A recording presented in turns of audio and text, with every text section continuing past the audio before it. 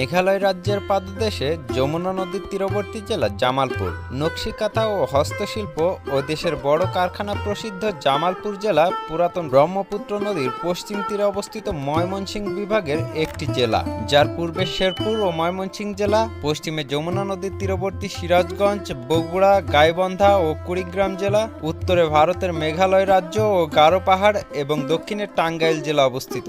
জামালপুর জেলার বিভিন্ন জিনিসের দেশজোড়া খ্যাতি রয়েছে, তার মধ্যে ইসলামপুরের কাঁসার বাসন ও গুড়, মেলান্দহের উন্নত মানের তামাক ও তৈল, দেওয়ানগঞ্জের আখ ও চিনি, মাদারগঞ্জের মাছ, দুধ ও ঘি, বক্সিগঞ্জের নকশিকাঁথা, চীনামাটি, নুড়ি পাথর, বাঁশ ও বেতের আসবাবপত্র এবং জামালপুর সদর উপজেলার আনারস, পান, বুড়িমার মিষ্ট ও আজমেরির জিলাপি অন্যতম। তাছাড়া জামালপুরের বিভিন্ন এলাকার কঙ্করযুক্ত লাল বালি, সাদামাটি, কাঁচবালি অন্যতম।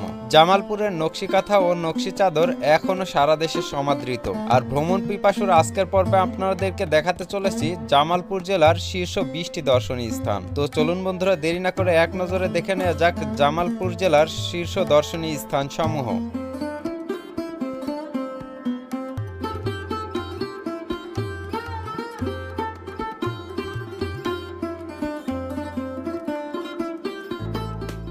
মালঞ্চ মসজিদ,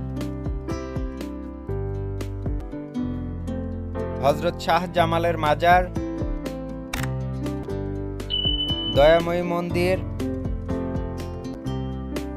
Luis village resort and park, Lauchapara picnic spot, Sheikh Hasina সাংস্কৃতিক পল্লী, আলিয়া গার্ডেন, মুক্তিযুদ্ধের 11 নম্বর সেক্টর, যমুনা সার কোম্পানি লিমিটেড,